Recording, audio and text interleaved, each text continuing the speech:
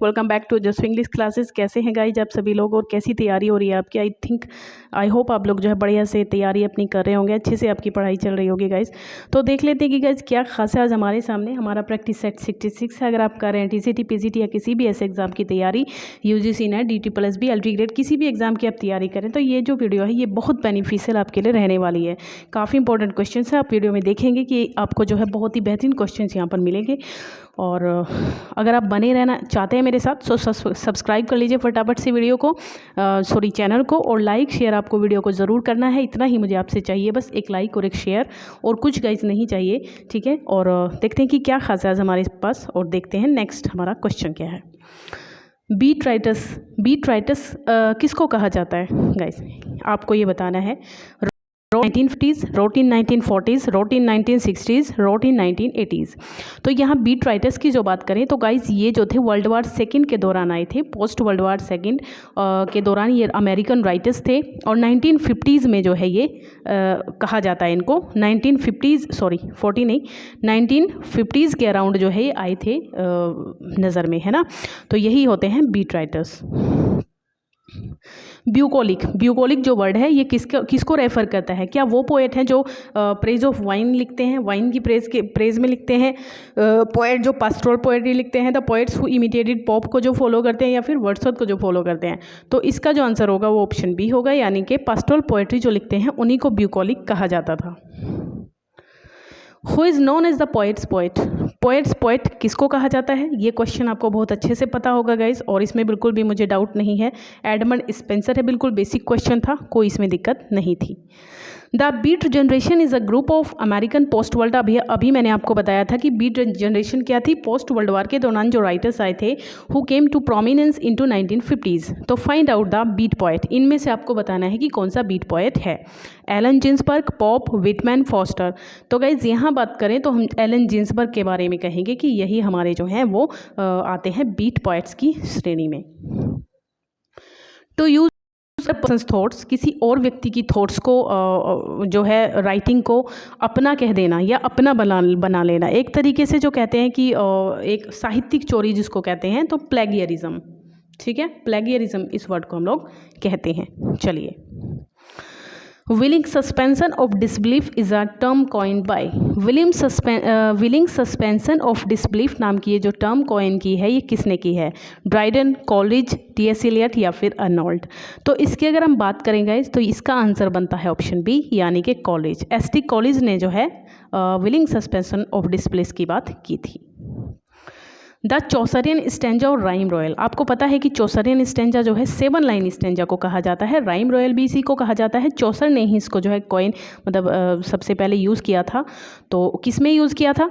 I think उन्होंने एक legend of the good woman के नाम से उनका वर्क आया था, उसी में सबसे पहले इन्होंने जो है राइम रॉयल को यूज़ किया था।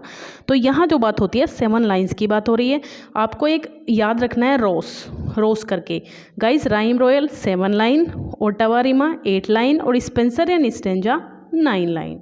जो 8 लाइन होती हैं स्पेंसर एंड स्टेंजा की, 8 तो होती हैं, 8 के बाद जो 9 लाइन आती है उसको कहते हैं अलेक्जेंडराइन। ये भी क्वेश्चन आता है। चलिए, it is the practice of removing or restating any material in text offensive to some readers. कोई ऐसा वर्ड या फिर कोई ऐसी फ्रेज जो कोई, मान लिया हम कुछ पढ़ रहे हैं, कोई टेक्स्ट हम पढ़ रहे हैं, तो उसको रिमूव कर देना वहाँ से। अगर हमें वो कुछ ऑफेंसिव लग रही है पढ़ने में तो उसको रिमूव करना, तो इट इज़ नोन एज, क्या इस चीज़ को क्या कहा जाता है? ब्लू स्टॉक, कार्पेडियम, केइज्म या फिर बोल्डरिज्म। तो गाइज इसको कहते हैं बोल्डरिज्म, ठीक है। अगर कोई भी टेक्स्ट हम पढ़ रहे हैं और कुछ रीडर्स को उसमें जो कुछ लैंग्वेज है या फिर कोई वर्ड है वो ऑफेंसिव लग रहा है, तो उसको काट छाट करके जो है निकाल देना, उसी को कह देते हैं हम क्या? Bowdlerism. Ben Johnson's name associated with. जो बेन जॉनसन्स के नाम को जो है आप किससे एसोसिएट करते हैं? Sentimental comedy, romantic comedy, comedy of manners, comedy of humours. तो यहाँ बात करें तो कॉमेडी ऑफ ह्यूमर्स के बारे में करेंगे। बेन जॉनसन को जो है कॉमेडी ऑफ ह्यूमर्स के लिए जाना जाता है। 4 ह्यूमर दिए हैं इन्होंने, choler, phlegm, blood, phlegm, choler और मेलंकली, ठीक है। क्या कहा है? Blood, phlegm, choler, melancholy. Okay, चलिए Azadi is popular novel bye, आज़ादी नाम का एक बहुत ही पॉपुलर नॉवल आया था कि ये किसका है? खुशवंत सिंह, सलमान रुश्दी, अमिताभ घोष या फिर चमन नहल, किसका है ये? तो गाइज इसका जो आंसर है वो ऑप्शन डी है, यानी कि चमन नहल का ये बहुत ही पॉपुलर नॉवल रहा है Azadi. The Pulitzer prize for fiction is given to an American author preferably dealing with, जो पुलित्ज़र प्राइज होता है वो दिया जाता है टू एन अमेरिकन, किसी भी अमेरिकन ऑथर को प्रीफरेबली डील, किस चीज़ को डील करने के लिए? कंटेम्पोररी रियलिटी, उस टाइम पे जो उसके साथ जो लोग होते हैं, कंटेम्पोररी पोइट्स होते हैं, उनके बारे में उनकी रियलिटी को डील करने के लिए, अमेरिकन लाइफ को डील करने के लिए, ब्रिटिश लाइफ या फिर वेसेक्स लाइफ। तो क्या होगा इसका आंसर? तो पुलित्ज़र प्राइज़ जो दिया जाता है गाइज वो आई थिंक इसका आंसर आप मुझे देंगे, ठीक है? इसका आंसर आपको मुझे देना है, और अगर आप नहीं दे पाते हैं तो बिल्कुल मैं डेफिनेटली कल इसका आंसर आपको बता दूंगी, राइट? तो आप इसका आंसर सर्च कीजिएगा और कमेंट सेक्शन में मुझे ज़रूर बताइएगा। चलिए नेक्स्ट क्वेश्चन पे चलते हैं हम लोग। What is baroque? ये बहुत ही इंपॉर्टेंट वर्ड है, काफ़ी बार एग्जाम में आ चुका है। बरोक किसको कहा जाता है? क्या ये जेल है, क्या ये स्टाइल है, कल्चर है या फिर कोई बुक है? तो गाइज स्टाइल, ये सिंपल सा क्वेश्चन आता है कि बरोक किसको कहते हैं, तो आपको टिक करना है वहाँ पर स्टाइल, और ज़्यादा कुछ इसके बारे में जानने की ज़रूरत नहीं है। अच्छा, ये कुछ लाइंस हैं जो कही गई हैं, किसी एक पोएट के बारे में कही गई हैं, अलग अलग पोएट्स ने कही है लेकिन किसी एक पोएट्स के लिए कही हैं, तो वो कौन सा पोएट है ये आपको बताना है। जैसे guys an upstart crow, Robert Greene ने कहा है इनको। The soul of the age, Ben Jonson ने कहा है। Dear son of memory, great heir of fame, Milton ने कहा है। और the wonder of our stage जो है बेन जॉनसन ने कहा है। तो गाइज देखिए ये अलग अलग क्वेश्चन होते हैं लाइन बाय लाइन, लेकिन मैंने ये आपको ये देखिए 4-5 क्वेश्चन आपको एक ही क्वेश्चन में मिल रहे हैं, तो ये होती है क्वालिटी क्वेश्चंस की। तो आपको बताना है कि ये सारी की सारी लाइंस डिफरेंट राइटर्स ने किसके बारे में कही हैं। तो गाइज मुझे पता है कि आपको पता चल गया होगा, शेक्सपियर के बारे में कहा है, और कोई नहीं हो सकता इसमें से। चलिए, the play that has prologue, आपको बताना है कि कौन सी प्लेज में, 2 प्ले दिए हैं मैंने यहाँ पर, तो इनमें आपको बताना है कि कौन से प्ले में प्रोलॉग है और वो किसके द्वारा बोला गया है, कौन सा सही है कौन सा गलत है। तो the Tempest spoken by Prospero, as you like it spoken by Rosalind. तो आपको इनमें से बताना है गाइज। ओके चलिए, तो इसमें जो हो जाएगा नन ऑफ देम हो जाएगा, क्योंकि ना तो टेम्पेस्ट में प्रोलॉग है और ना ही एज यू लाइक इट में प्रोलॉग है। इन दोनों में क्या है? इन दोनों में एपिलॉग है, जो कि रोजलिन ने बोला है किसमें? एज यू लाइक इट में, और टेम्पेस्ट में प्रोस्पेरो ने बोला है। एपिलॉग में नहीं है, तो किस पर जाएंगे हम? नन पर जाएंगे। इनको करेक्टली मैच करना है आपको, ठीक है? कौन सा करेक्टली मैच है, कौन सा गलत है, ये बताना है इनमें से। तो बालकनी सीन क्या रोमियो जूलियट में है? बिल्कुल सही है ये तो, ठीक है, ये बिल्कुल सही है गाइज। द होवल सीन किंग लियर में है, होवल सीन, यस, ये भी बिल्कुल सही है, जो होवल सीन है वो किंग लियर में है। इवेस ड्रॉपिंग सीन ये लव सिलेबस लॉस्ट में है, और द शिपरेक सीन बिल्कुल टेम्पेस्ट में। शिपरेक होता है तभी तो वो आइलैंड पे पहुंच जाते हैं सारे के सारे, है ना? तो सारे के सारे सीन बिल्कुल सही लगे हुए हैं, तो यहाँ पे हमें कुछ भी एरर नहीं दिख रहा। फाइंड द इनकरेक्ट, इनमें हीरो हीरोइन के नेम है या फिर वाइफ हस्बैंड के नेम कह लीजिए, तो यहाँ आपको बताना है कि कौन सा सही है कौन सा गलत है। इनमें से एक गलत है तो वो आपको मुझे बताना है। आ मिडसमर नाइट्स ड्रीम में लिजेंडर विद हर्मिया बिल्कुल सही है, ठीक है, बिल्कुल सही है, ये कपल है। ऑल्स वेल दैट एंड्स वेल में बर्ट्रम एंड विद हेलेना है, ये भी बिल्कुल सही है।